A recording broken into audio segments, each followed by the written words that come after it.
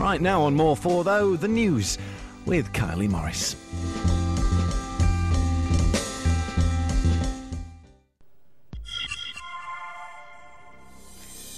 At midday today, he was the shadow Home Secretary in the Tory front line to tear down Gordon Brown. Soon, David Davis won't even be an MP. Why?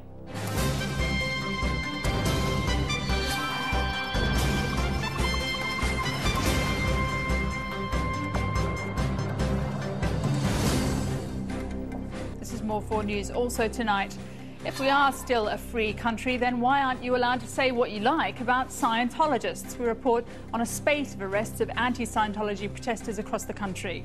We do face a terrorist threat. We do face a threat to law and order.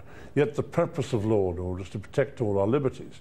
Now, you've got an item later in this programme about arrests for people protesting against Scientology. That's completely unacceptable. I wish we'd some equivalent of the First Amendment to the American Constitution guaranteeing free speech. So how free is Britain, especially when it comes to the vexed issue of religion? Scientology, that New Age religion of L. Ron Hubbard, has thousands of committed adherents. But if you believe that it's a cult, are you allowed to stand outside their buildings with a placard saying so? Are you allowed to stand outside any place of religion calling it a cult? A group of anti-Scientology protesters have felt the firm hand of the law recently. Grinstead reports. Scientology offers a way to free humans from alien spirits, which it says possess us all. To its supporters, it's a religion, which helps people deal with problems. But try telling that to this lot. This demonstration a month ago wasn't out of the ordinary, but the police response was. This 15-year-old had this sign which claimed Scientology is not a religion, it's a dangerous cult. It didn't go down very well with the police. The sign you're displaying commits an offence under Section 5 of the Public Order Act 1986. The demonstrator is called Epic Nose Guy. He was issued a court summons under Section 5 of the Public Order Act. His crime? He described Scientology as a cult. Except it's not a crime. The case was dismissed. Hugely embarrassing, you might think, not least because only 18 months ago the City of London police had received thousands of pounds worth of gifts from the Church of Scientology. Nevertheless, using the threat of the Public Order Act against anti-Scientology demonstrators has been repeated at least 3 times in just a couple of weeks. The Crown Prosecution Service dismissed the case of Epic Nose Guy on May the 23rd. Just a day later, Strathclyde police banned anti-Scientology placards which used the word cult. Later that week, in Birmingham, these demonstrators were fined for illegal leafleting. £300 was due to the council yesterday. They didn't pay and are now appealing. A couple of hours after receiving the fine, they were approached by a constable from West Midlands Police. He warned them off using the word cult. Their placard remains under wraps.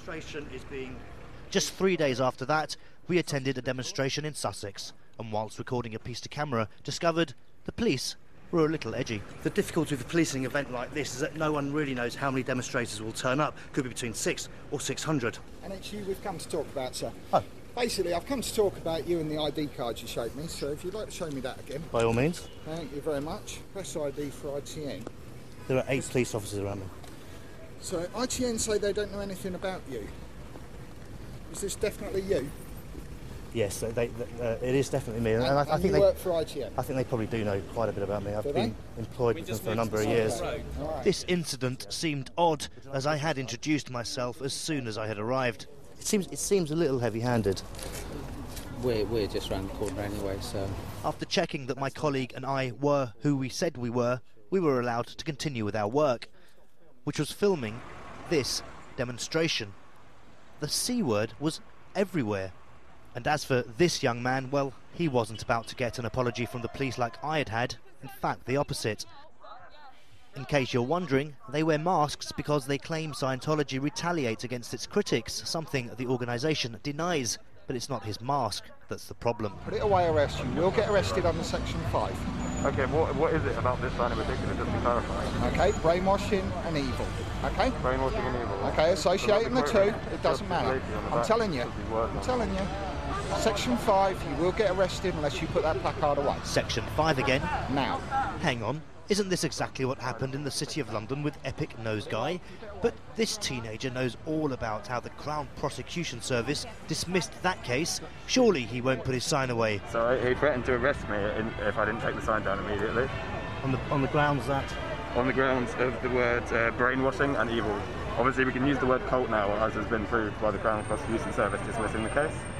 But they're not happy with the terms brainwashing or evil, apparently. And so what was your response to the police officer? Well, I told him that I didn't think I should take it down, but he said he threatened me to instantly arrest me, so I guess it's for the greater good for me to just put it down and just continue as normal without the sign. And have you decided then to put the sign away? Yeah, I'm going to put the sign away. Even though, in your opinion, you're not breaking the law?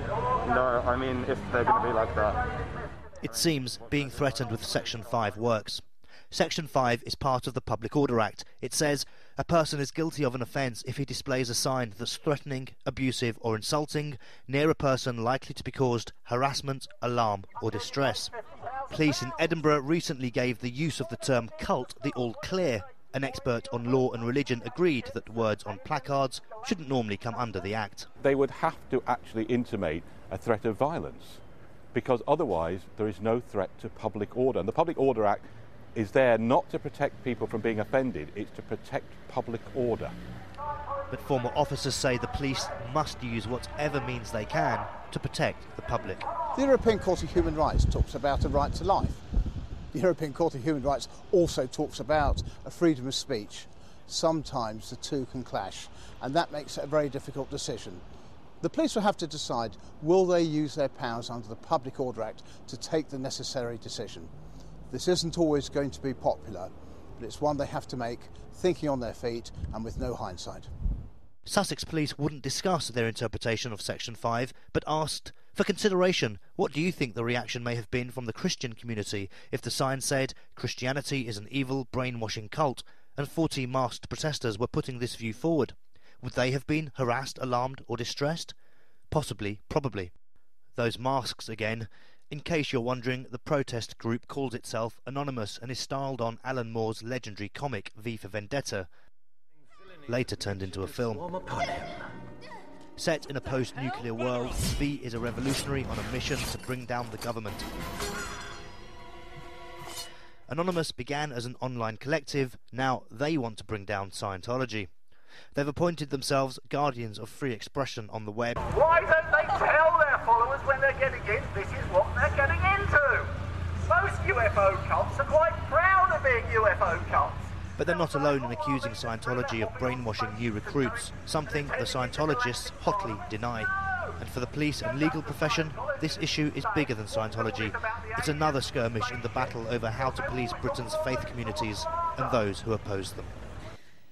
A short time ago, the Church of Scientology gave us a response referring to the protesters group called Anonymous. They said the allegations of Anonymous are outrageous and false. These individuals make it very clear, while hiding behind false identities on the internet, that their sole intent is to harass. It's Anonymous that has repeatedly attempted to suppress free speech through assaults on church websites so as to prevent internet users from obtaining information from the church. They've also extensively engaged in other forms of harassment.